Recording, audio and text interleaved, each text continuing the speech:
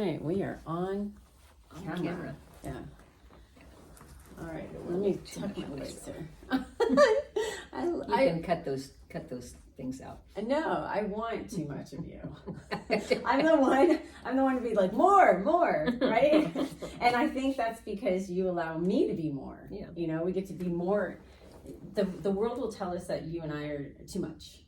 And I think that's a good place to start. That's a good definition for a friendship. Oh. That you bring the best out of me and I bring the best out of you. And then when I need somebody, I got somebody to call. And when you need somebody, you've got somebody to call. Yeah. I just remember I forgot something, but we'll deal with that. We'll do Such is life. Yeah, we'll deal with it. So this is Bobette Craycraft, my good friend of how many years? Should we even say? And my name is Stephanie Howarth, and we'll get to that math problem in just a second. I was going to say, it depends on when you're graduating from high school. So I graduated in 91 with Greg. And so I knew you prior to that. Let's say 2 years. Yeah, 2 years. I would say that's a good Maybe when I hit the swim deck. I didn't hit the swim deck until junior year. Yeah, so that's... So 89, 90, 91. Somewhere in there. So 89? So... Yeah. 30? No. 30? Well, it's 2024. Yeah. 34. I wonder if I met you in swim season. Could be. Probably. Yeah. Before water polo season. Yeah. Interesting. Yeah. Was that the year we made the headbands? Headbands were senior year. Senior year. Senior. Fall, so 90. 90. Senior year. Let's take 90. That makes it 34 years. Okay. 34, all right. 35. 34 years. I'm not that old. Neither am I. Okay. So we kind of covered how we met, but I'd like to hear you kind of open up the descriptive story of how we met and why we're friends. I think I really met you I knew who you were, but I really met you when you walked in the front door, probably with a couple of other girls. Oh, at your house? At our house. And my policy at that point in time was any girl that walks in the door could be my future daughter-in-law, and you better get to know them and like them, because I wanted a good relationship with my daughter-in-laws. So even the girls that came, along the way as he was dating, I was like, because that could be my daughter-in-law, and I don't want to mess that up. That is so funny, because I have to interject, because Greg has so many friends that are girls. That's interesting. I didn't know that was your come from, and I was no candidate nor pursuant of that. Yeah. And I can think of a handful of girls who were like feeling very platonic about Greg as well, because that's his style. Yeah, and I kind of knew that, yeah. But yet on the other hand, that's where good relationships come from, is good friendships. Yeah. But once you came in the door, going back to how we became friends, then we started doing polo things together and precepts. And precept. You came to a precept class with Jody and... Well, I don't know if I ever went to the class. You would have your own micro group the day before class, because you wanted to run through the material for your own sake. Oh, okay. And so Jody and I think another girl. Well, that was... Phil? Yeah, I can't think of her name either. Michelle? Phil, something like that. Something like that, which is a friend of Jody's. Right. Who was already going to EB Free at the time. Yeah. And wasn't it Marriage Without Regret? Someday a Marriage Without Regret? Wasn't that what we were doing? No, I don't think you came on that hard to me. Well, I know I did it with them. Yeah, no, it was a historical biblical Bible. Okay. Yeah. All right. It was more of like the story of Joseph or something. Oh, okay. I don't think it was that, but it was okay. Very but you wanted to join it. I probably told you about it. You wanted to join it. I wanted to join it. And anybody that once that I'm there. And the other two really wanted to do the work and highlight and circle and mark and everything, and I showed up and blank lesson. And you still had grace upon me. Grace upon grace upon grace. The word doesn't return void. Let's go there. I just showed up and you were okay with that. Yeah, I was. I always am. Even now. Yeah. Even now, I just figure if you're exposed to it, then it's there. Yeah. I have a God memory. does its own thing. I have a memory of you. I remember something was troubling you health-wise.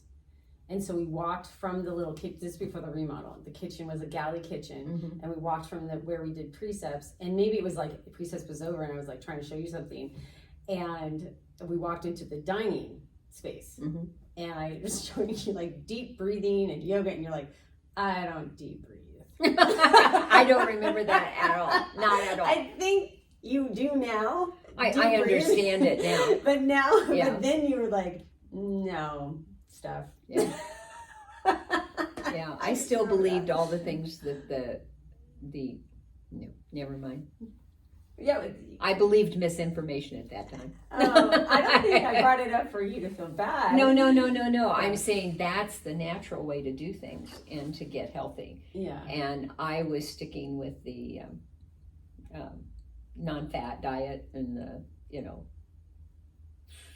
all the misinformation stuff that we got all over the place because I was constantly dieting. And so well, at the time, let's talk about that. At the time, I remember you showing me your legs and how you could press on your, we're at the El Toro Aquatics deck, and you were in the stadium with me, and you pressed on your leg, and it stayed. Yeah. And you were showing me, is that edema? That's a mild case. A mild case, yeah. But it's for me, I always called it retaining water. Yeah. And consequently, I didn't eat any salt.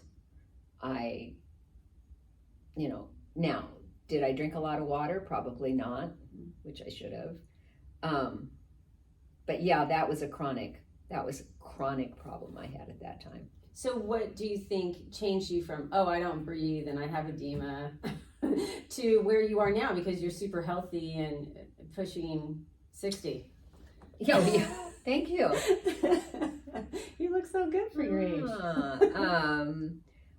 Well, She's not 60. Yeah.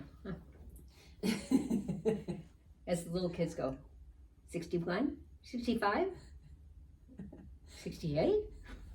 No. In 2000, right around 2000, I went on Weight Watchers because I had been vegetarian because Greg went vegetarian, and so I had to cook for Greg, and then I had to cook for other family members. So I went vegetarian thinking it would bring my cholesterol down. Came down 20 points, I think. And, but I finally made up my mind that I was going to go back eating meat and go on Weight Watchers. I knew I couldn't do Weight Watchers if I didn't eat meat. And I knew I needed to lose weight, and I knew that I needed to be healthier. And so I did Weight Watchers, lost 40 pounds, felt good. And then 2000, after we rebuilt the house, Greg came home with a paleo book. And easy read. I wish I could remember the guy's name because it was just fun reading, but explaining how the gut is so important and what it does. The second brain. So I've learned. Yeah.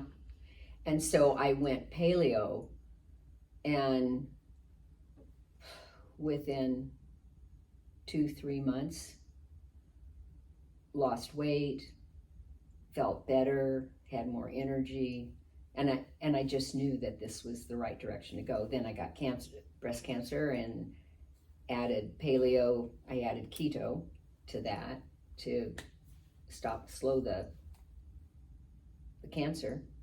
And so then I went on a passage of getting rid of the toxins in my body, drinking more water, deep breathing, walking, all those things. Mm-hmm. Mm-hmm. And that's kind of where I am now. So that was your turning point, the paleo, not the cancer.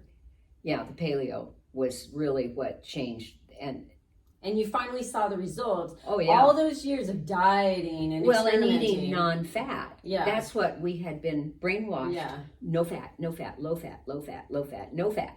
Yeah. You know, so I didn't. And then you move into that paleo realm and it's fat. More, you know, what, a third fat, no carbs, that kind of thing. And it worked and it made me feel better. So it's almost like the lubricant you need to digest your food. Right, and to burn the calories, right. Well-oiled machine. Yeah. Yeah. And of course now it's all over the place. The gut. You know, everything you look at. This is bad for the gut. This is good for the gut. Yeah. Jesus is the best for the gut. But anyway,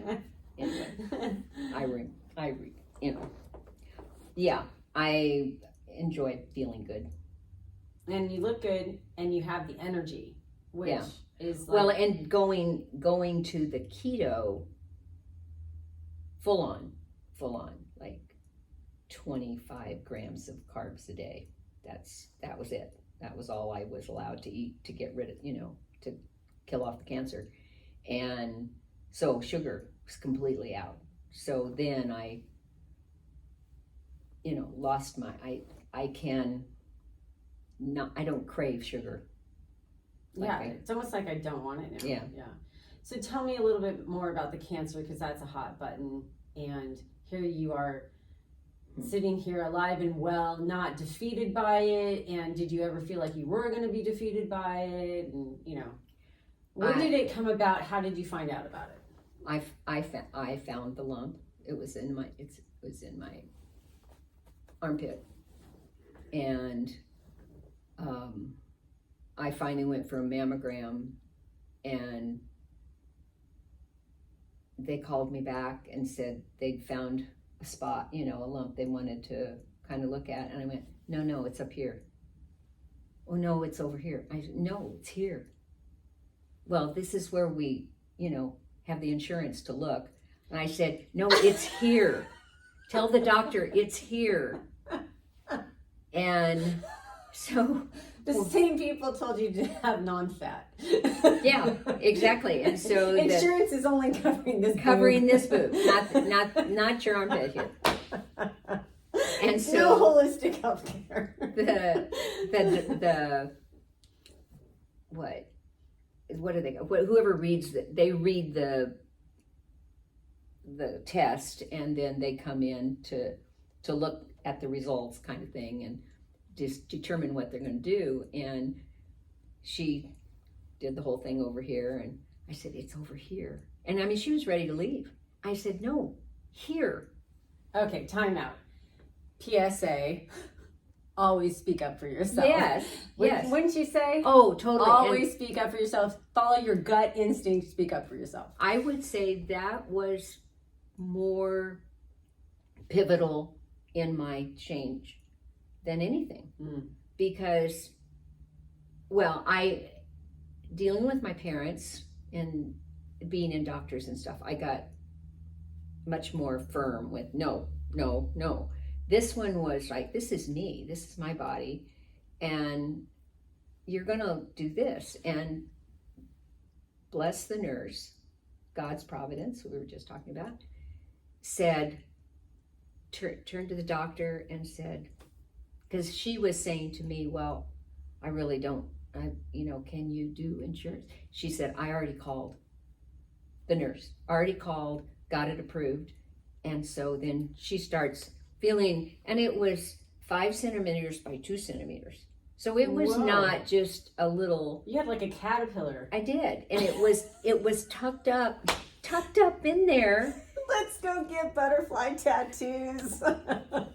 Right here. Right. And then we can have it wing.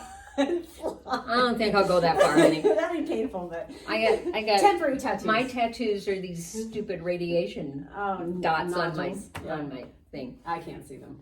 I know, but no I one's can. looking. I know.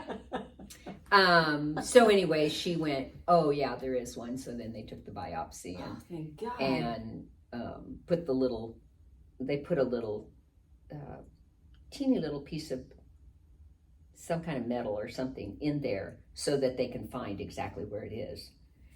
And did that hurt? No, local. No, it was a local. Yeah. I bet it was like a biopsy kind of thing, but they go back in and they put this little marker. It's like a marker in there. And then fortunately the doctor that I was going to at that time was trained in Eastern and Western medicine. She had just completed a whole, I don't know how long, training on cancer. And so she said, let's go on the keto. And we talked about the different things. So when I went to the oncologist and they were like, okay, this is what we're going to do, the chemo, blah, blah, blah, blah, blah, blah, blah, blah, blah. I said, well, I only want 50%. I don't want the whole dose. I just give me 50%. Oh, no, we can't do that. And I went, I'll sign any paper you want me to sign. I'll do anything you life. It's my choice. I can refuse to have it, or I'll take 50%. I don't want the whole dose. And this young whippersnapper, well, after I was very adamant about it, sometimes we find people are allergic to the chemo, so we'll reduce it 25%. And I went, so if I'm allergic to it, you'll reduce it 25%, but if I choose not to have it, I can't. What kind of sense does that make? And he kind of, and he went and got the older doctor. Isn't that funny that they need permission? I know. Well, it's so crazy. I'm sorry. My negativity. Money. The insurance won't pay for a 50%. They want the full dose to be given to you. That's what it all boils down to. I'm sorry. That's why I said misinformation. It's this. You have come to the right soapbox. Go on. I tell it to as many people as possible because it's like you can say no. And my doctor put me on the keto immediately.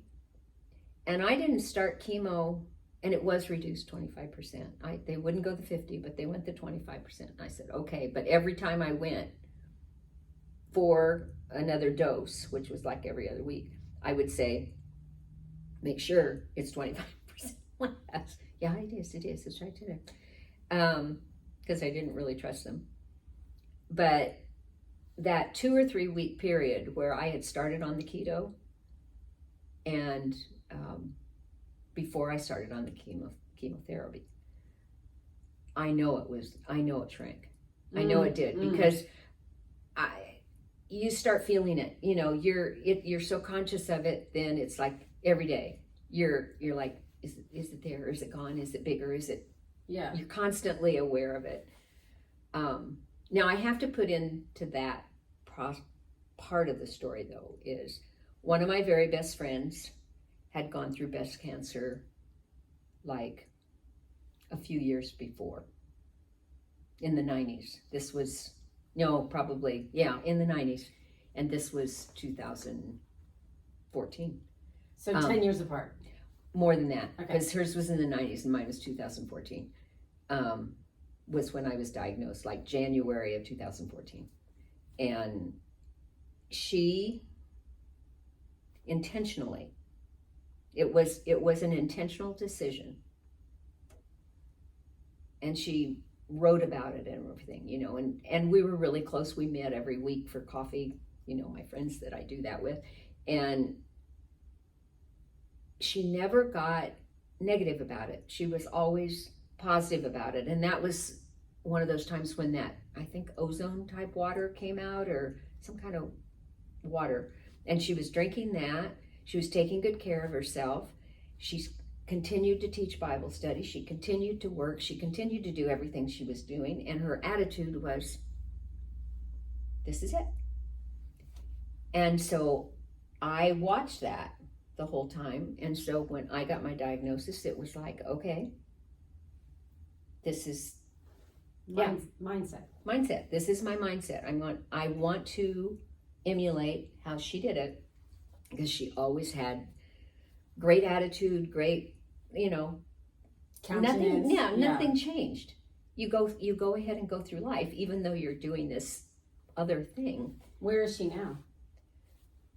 They live out in Riverside and thriving. Yeah, thriving, totally thriving. She should give classes on how to be positive. I would take them. Composure? What's composure? I need to learn this. Out of the three of us, and when we go be together and stuff, we used to go away for a weekend, or go have coffee together, and we'd be walking, shopping, and I'd always be in the middle, because she is Grace. No, it's and my other friend is black and white. This is the way it is. This is the way it is. Certain. And I'm in the middle going, well, and being voice of reason. Being more of a teacher. Switzerland. Well, we take this and we take that and we put it together and it made a great friendship. I mean, and we've grown together. We've known each other. What did we decide? 40 some years. Aww. 70, I think 77 was when we, the three of us met. Over kids? No, church. Okay. Yeah, church. And at some point in time, we started going out to coffee all the time, and we started studying the same thing. And it just, that, I have a lot of good friends, but these are my Peter and John. Or as they would say in today's culture, ride or die. Oh, okay. Yes. Never heard that before. Yeah. You can call on them for anything. Oh, for anything. Yeah. For anything. Yeah. And so anyway, that was my attitude, and I lost all my hair, bought some cool hats, because I bought a wig but wore it once. Okay, let's talk about that. Other than the physical discomfort of a wig, I'm thinking Bobette Craycraft and me myself would not wear a wig because it's fake. It's not authentic. It's not like, is there something there? Am I onto something? I can see that. It's easier, but so were the hats. I got to and scarves. You know how women will wear scarves when I could never get it. I could never get it. I could never do it. We need a master class. Yeah. And I went to where I had a couple of build hats, and it was so easy. I got up in the morning and I put on a hat that matched my outfit, and I was good to go. It was so much easier than this. Cute. And my hair changed. I want my old hair back. I had my mother's hair, body thick, Greg's hair. It stood up this tall. It could stand up anywhere. It was so good. It was such good hair. And then I lost all my hair, and I got my dad's hair. It was this fine and thin and straight. I do not like my hair. And sometimes I look in the mirror and go, can I just put on a hat? You can. I know I can, but I don't like it. I know, with the hair. With the hair, yeah, I know. It's like you don't have that cancer reason to, thank God. If I had your length of hair, I would put it in the ponytail in the back, and then I would love that, but I've never had long hair. Yeah, I still feel, because I come off as a tomboy, so every time I put on a hat or something, and I don't know, it's just, being single on the dating scene, I gotta look as feminine as possible. Such is life. Well, and I will conclude this whole cancer segment thing. Okay. I think that's at the point at which I took my biblical knowledge, the study that I had done, and my understanding of who God is, and went, God has given us a day to be born and a day to die. And that could happen, anytime. And so if it's a car, you could walk, I have to go up and down my stairs every day. I could fall and break my neck. Boom. I could. In the name of Jesus. No, I'm just. Ah, bless you. It's sure as goat's feet on your stairs. Oh, I am. I'm more careful. I'm just saying, we don't know the accidents. We don't know the little accidental things that happen, freakish or car accident. We live in driving last night together. It was like car, boom, boom. Yeah. So you never know. But I took that fear factor out of my life of if I'm going to go with cancer, if I'm going to go in a car accident, if I'm going to live to be 100, God forbid, please don't keep me till I'm 100. What? No. Yes. In the name of Jesus, please do. I want you around as long as possible. You're going to be the best 100-year-old woman. Oh my gosh. I can't even imagine. Cartwheels. Let's go practice some cartwheels. Yeah, let's go do that. Yeah. Somersaults? But understanding that you have a day that God has designated for you to die, and up to that point you're going to be doing his purpose and his plan, takes all of that away.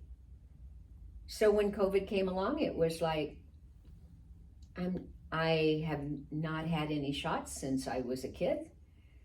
I don't take a flu shot. I don't take this. I don't do that. I'm cleaning my body out.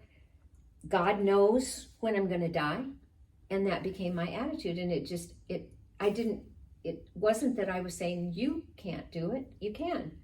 But for me, I'd spent, that's 2014 to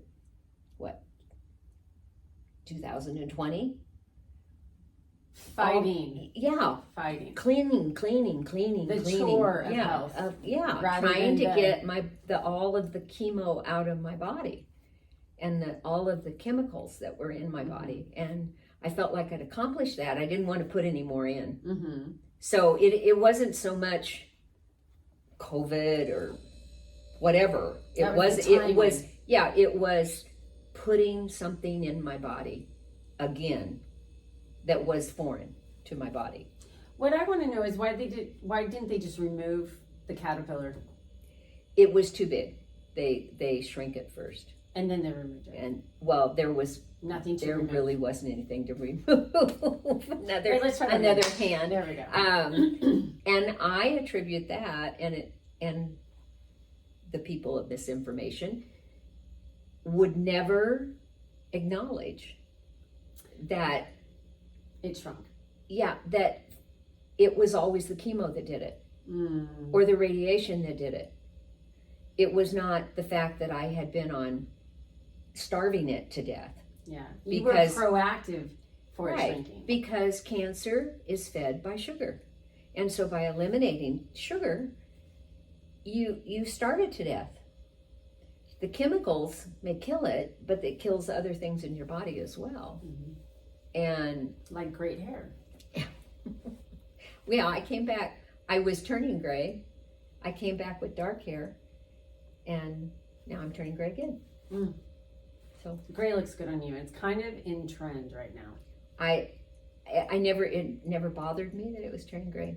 Mother had dark hair and had that beautiful salt and pepper. Oh gosh, gorgeous salt and pepper shake. Hair. And then when she turned gray, it was this gray. It was beautiful. My mom was silver. Yeah. Silver fox. Yeah. And they're so cool. And this is going to be dull. I'll probably have to go get a rinse. I'll do it for you. You remember the pink and the purple? Oh, the blue. The blue hairs. Oh my gosh. How about blue and gold? And gold. There you go. That would be me. But it would have to match my outfit. Yes, you are on point. Most days I see you dressed I think it's from your upbringing, and it's gone. It's no longer around. Like, you see people just schlepping around. You still have that style, putting yourself together to be present yourself to the world. It's obsessive. If I was going to say I'm obsessive about anything, do you know this morning we were out late last night? Very late. Very late last night. And we would have been out later. Yeah. Duty called. And if we'd been out later, I probably wouldn't have gotten up at 7 o'clock. When I woke up and I hit my clock and it goes, the time is 7:02. And I was like, okay, I can get up. So I did, got ready, and now why did I say that? Because you're obsessive about your ensemble. I already knew earrings. I already knew what I was going to wear. I had a new blouse. I was going to wear this new blouse, and I already knew. Show the camera your kicks. My kicks, my boots, boots. Your long legs and your kicks. And I probably spent 15 minutes trying to decide what earrings to wear. Is that obsessive or not? Well, it might be because you have so many to choose from. Well, and I don't have hair to cover. This is like my hair. Yeah. Well, and I think you also come from an era that finished off your outfits. Okay. Like, this is finished off while I'm wearing these, right? I always have to have. Your always rings. have to have my rings. Yeah, and your earrings and everything. We're not necklace. I can't. Yeah. I'm allergic to metal. Okay. So I can't put. And to chemo. And to chemo. I probably am not allergic to it anymore because my I'm allergic to it. Body is. I'm allergic to a lot of things, like poverty. And men that are hitting on me. Yeah, I'm allergic to them. Yeah. Got to figure that out. No, you just go.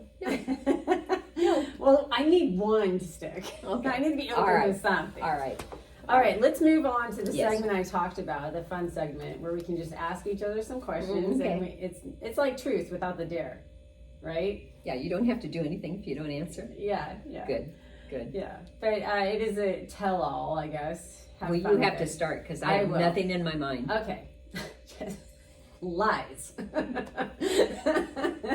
have a lot in there, but you have a lot in your not mind. a question to ask you. I'll start. Okay, do you have any regrets? Phew, of course. You do? Oh, yeah. I did not expect that from you. Regret, but not would I change it? Okay. If because I've done that, I've gone, okay, if I could go back to a certain age, or I could go back and I could change anything, would I? If you change anything, then you're not here. Yeah. You're not here. Yeah. My marriage was not good. But had I not had that marriage, I wouldn't have 3 sons. Oh, no. And you have a kingdom. A queendom. 3 sons, 3 daughter-in-laws, 8 and one on the way. 3/4 number 9, 8 and 3/4 grandchildren, and 3 great-grandchildren. And then I have not only that, but then I have 1 grand-in-law. I never know what to call them. We should get a chart and just put what do you call a son-in-law who's not a son-in-law? He's a grandson-in-law. I don't know. I don't either. Nobody does. Yeah. But so I have 3 of my grandchildren are married. So then there's their spouses. So that makes 12. Yeah. And then I have 3 great-grandchildren. And she continues to explain her family tree to me often, referring them by first name. And she doesn't know who I'm talking about. Yeah. Yes, but I just nod politely. Sometimes. Otherwise, we need a flow chart. So the question being, I have regrets that I didn't handle things sometimes properly, but yet every time I made the wrong decision or went the wrong direction. The house, the contractor that we hired, bad decision. bad decision. How would you know though? But you don't. Yeah. You don't. So, but it's the only time you have a regret is when you look back at something and go, oh, I shouldn't have done that. Was it in your control though? That's a real regret. Well, just recently, I went ahead and said, okay, to have them dry out the leak to the tune of, I mean, they wanted mega bucks on it. Back to the insurance thing. They were going to make me pay insurance prices. Yeah. And it took me a 15-minute argument on the phone to get it. Speaking your mind. Yes. I love it. I've grown firm in that. But being alone, I mean, I'm not alone because I have the boys, but being alone and making these decisions, I've learned to be and I apologize all the time to the poor customer service people. I go, it's not you. I know it's not you. But you're the messenger. I know. Yeah. You know. This is what anyway. I want. So, okay. So in a long way, you do have regrets, but we don't know specifically what they are. Yeah. Well, and I mean, I could tell you story after story after story, but would I change not having our house? No. I mean, it's awesome. And the money thing, Greg's mom will take care of it. So, but do I have a quick question to ask you back? Do you have any regrets? You have to answer the same question. Okay. Let's do that. That's cheating, but okay. What was your one of your very favorite memories? Of you? No? Yes. Well, let's just go there because it's right. wonderful. All right. I think just being around you at water polo games and being able to do my crazy yell, and you liked it. And you heard me last night. Yeah, you liked it and you emulated it, and then you do your own thing and yelling, and we both are yelling together, and I'm not putting you off. I am like embraced. And I remember Belmont Shores because that was a crazy game. You know, I don't remember exactly gameplay. Like gameplay. Yes, you have the mind for gameplay and to remember what the gameplay was. I don't. I'm just there for the atmosphere and the social setting and the feeling that you get and the enthusiasm that I have for the whole thing. Like last night, you know, just being with you and knowing that I'm safe, I'm accepted, I'm known, I'm heard, and you and I speak at the same level, right?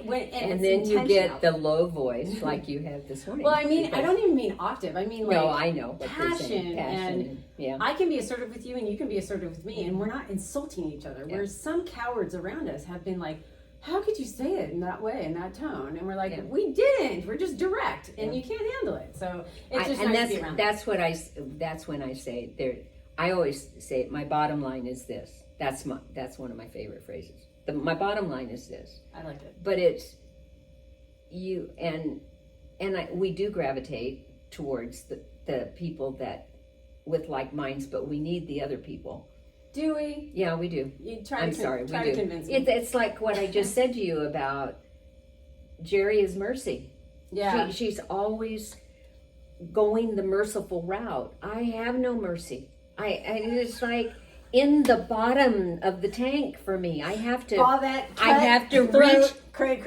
reach down in the bottom and go, mercy, mercy, where are you? Here's a little bit of mercy. Okay, I only honey. have an ounce. Okay, honey, I'm so sorry that happened. Let me coddle. But God has a plan and a purpose for your life, and just get over it and get going. Yeah. You know, that's not the way you would have been a great coach. If you could coach, here's another question. If you could coach any sport, what would you coach? I never got to play any sports because you were born in the wrong time. My generation. Title IX saved soccer. I'll tell you that. Soccer would not be here if Title IX. I mean, even basketball, women's basketball was played in Iowa. At the time I went to college. I spent my freshman year in college in Iowa City, and my roommate was a basketball player. But that was the era where it was not full court. You had half court? Well, no.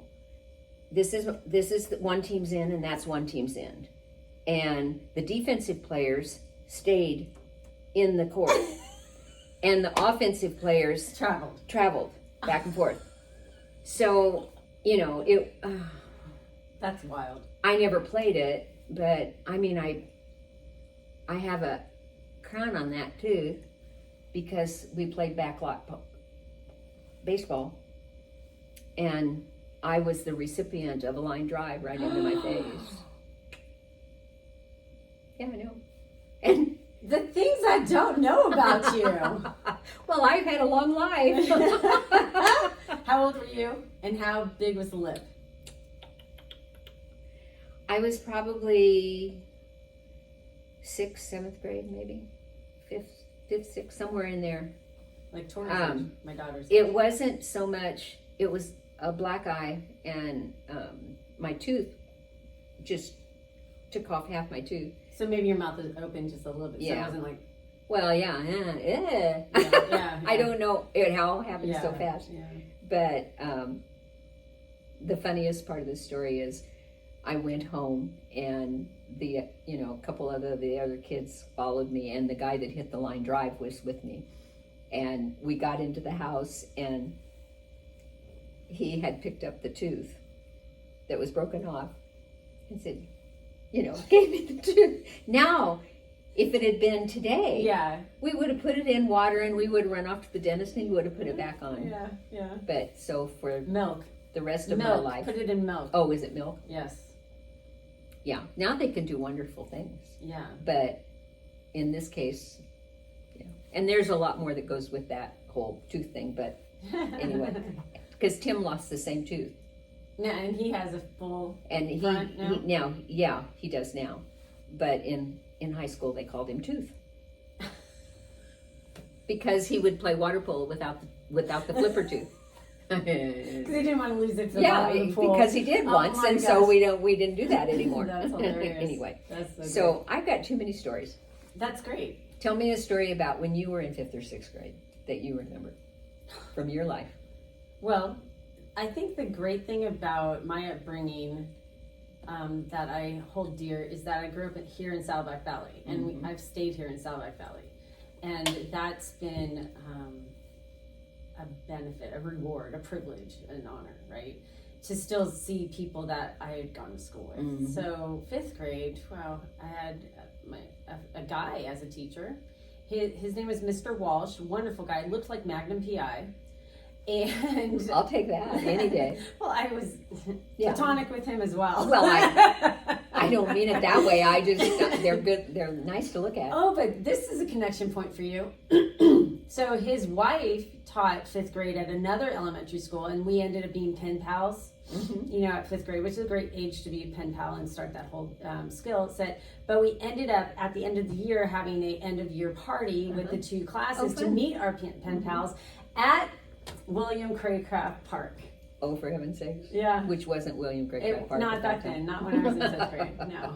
No, that is my son's father's park. Why do you say it that way?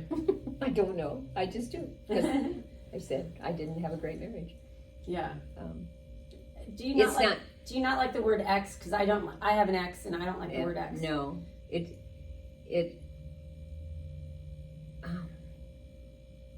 Well, and he's deceased now. So am I divorced or am I widow? I don't know. Because I never got remarried, so. Who knows? Yeah. And I'm not saying it was bad. There were good things. There were good things that happened and good memories. Could you say that it was a marriage of misunderstanding?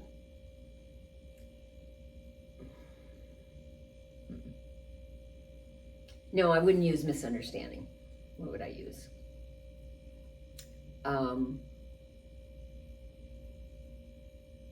He was of the generation, we all bring baggage. We all bring baggage and expectations. So that might be your term, misunderstanding. We have expectations of what it's going to be like. And at some point in time, that expectation gets killed, and that one gets killed, and your your knowledge of who that person is doesn't go along with the expectations getting killed. Does that make sense? Slightly, but it's just like, I began to understand who he was. I don't think he ever understood who I am. Yeah, I agree. He expected me to be like his mother, and I couldn't be, because I wasn't. That's not me. It was not me. And then he expected me to act certain ways, which I tried very hard to do. Mm-hmm. Did the best I could, but that was never good enough. And don't you think you would say, I would say, that a healthy marriage would be letting Bobette be Bobette, well, yeah, and Bill be Bill, yeah, and loving whoever shows up? I don't think that happened for you. I don't think that, and I'm going out on a limb saying this because I don't really know Bill that well, but I don't know if Bill loved himself enough to that would to show up and be Bill. That would be the root reason. Yeah, that would be down there. Yeah.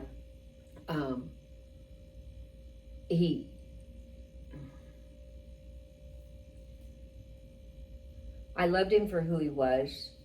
I don't think he loved me for who I am.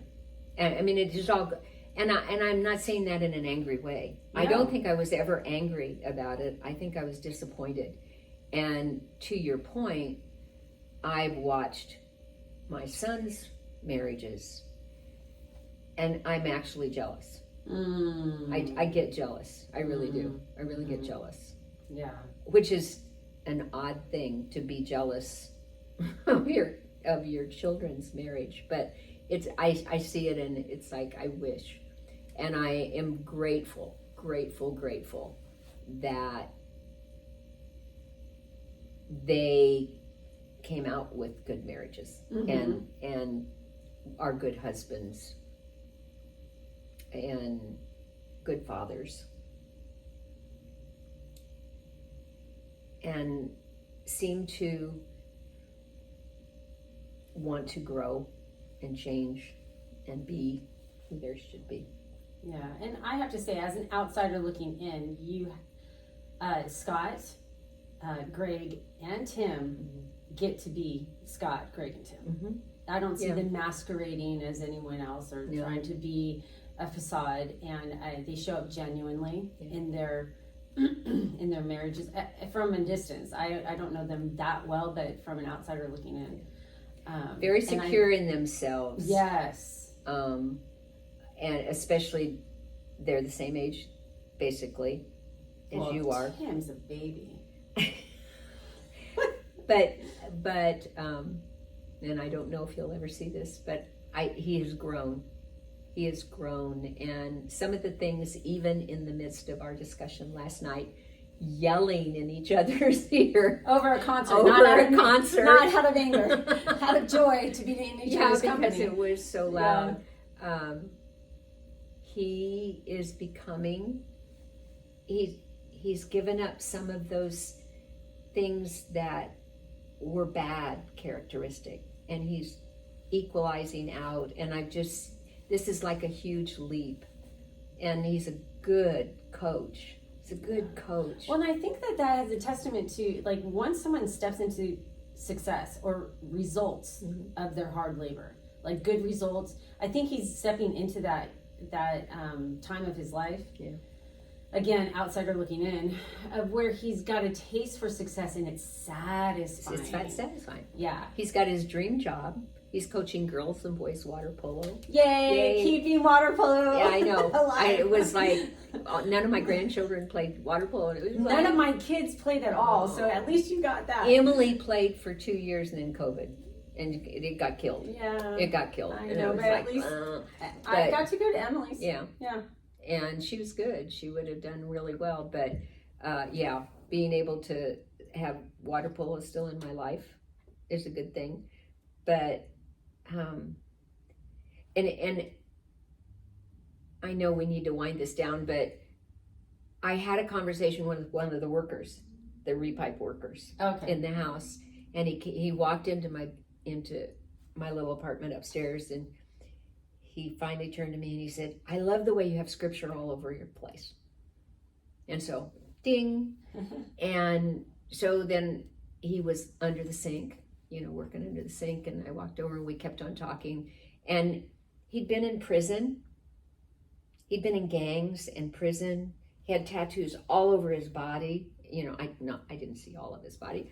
All over his arms and his neck and on his face. And I could tell he had a word coming down his face. And it was just like, but fortunately, I'm not put off by that anymore.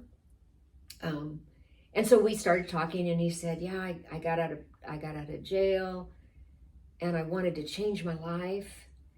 And I met my wife and we got married and we wanted to change. We wanted to be better. We wanted to get rid of the old. And we just struggled and the marriage was struggling and life was just up and down and up and down. And he went to a Pentecostal church up in LA and went off to a retreat with men. And he said, I listened to this guy talk and he said, I got down on my knees and I just opened my arms and I went, take me, Lord. Just whatever it takes. Just, I can't do this on my own, I was just like, hallelujah. And so then the name on the side of his face, I said, is that Nehemiah? And he said, yeah, that's my son's name. Eli, Nehemiah. But he kept saying, the ups and downs and the ins and outs. And he's got a 1-year-old. This Nehemiah's 1-year-old. Wait. Can I cut to the chase? Nehemiah is the one who built the wall. Right. The wall kitchen built the wall again, and then it got destroyed. And okay, all right. But I'm with you now. There's ups and downs in life. There's going to be, and I said, the joy of that 1-year-old is going to turn into the 2-year-old screaming because you left him, or you you left him in the nursery or whatever, or all the different things that happen throughout that are. Some days are good and some days are bad, and some days are good and some days are bad. And then I had this conversation with Tim last night, and he said he just took his girls' team to the CIF finals in a lower division, but still, this is a first for that program at his school. And a first for Tim? And a first for Tim. His boys' team went to second round, not this year, but last year. Mm-hmm. So that was a mile maker and marker. And of course, this one, I said, Tim, you went to finals. They lost by 1 goal. And he said, all I've done in the last 2 weeks is just gone, that's not the way I wanted. I wanted it to be this way. And if I'd said this, and if I'd done that, and all the woulda, coulda, shouldas. And I said, Tim, you went to the finals. Your girls experienced the finals. They were that close. And I said, and next year they'll want to win it. And you're being a good coach. And now you've learned. And he said, yeah, I came down off the high. He said, for 2 weeks, everybody's going, good job, good job, good job. All the accolades of, you're doing it. You're taking them to the CIF. This is awesome. And he said, boom, gone. No more. And I said, isn't that a picture of our lives? So what are you going to do with that? You're going to change some of the ways you coach. You're going to adjust here, adjust there, and be excited that you went to the finals. And he agreed with me. Yes. He wasn't like, oh, Mom. Yeah. Which I got that for a long time. Dude, bruh. No, he's never said bro. No, he said, do now. Dude. my kids, but my third son says gang. Like, gang. What up, gang? Okay, gang. I would always say to Tim, I am not a dude. Quit calling me dude. I call them ding dongs. So I think that we have the understanding that there is a term of endearment, and I'll use what I use, and they'll use what they use, and we understand it's a term of endearment. My term of endearment was Scott, Craig, Tim, Bill, whoever, just get over here. Close the door. That's so great. Anyway. That's so great. Anyway, I think my voice is just about shot. Yeah, I'm proud of you. I'm proud of you, and I am grateful that you are open to my crazy ideas and I see think where it's this awesome. podcast will go.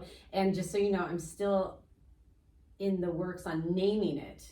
So it's not named yet, and I figured in this 10 interview demo, I will find the title of it, but I can't wait to tell you what it's going to be. I have no idea. Who knows what it's going to be yet. But I thank you for being a part of my experiment and always being by my side and always supporting me when I feel so alone in this world. And the moment I reconnected with you after the divorce, it was just like, oh, Bobette, I can cry. I just and just let it out, right? And that was during BBS. Isn't there a song? That's what friends are for. I think it's a Stephen Curtis Chapman. Oh yes. That's what friends are for. Is that it, or is that a secular? That's a secular one. I think I can almost hear Lionel Richie singing it, or Barbara Streisand, but or Elton John and Barbara Streisand. That's or something what friends are for. But it's more like when you're a friend in the Lord or something. Yeah. I sang it. I sang it to Stephen Scott Curtis. when he graduated from college or high school. Yeah. Friends. Yeah. Friends are friends forever. Ever. Yes. If the Lord's the Lord of them. Yeah, that's and it. a friend will not say never, and the welcome will not end. Yeah. For it's hard to let you go. In the Father's hands we know, but a lifetime's not too long to live as friends. And I did that. Oh, thank you. Oh.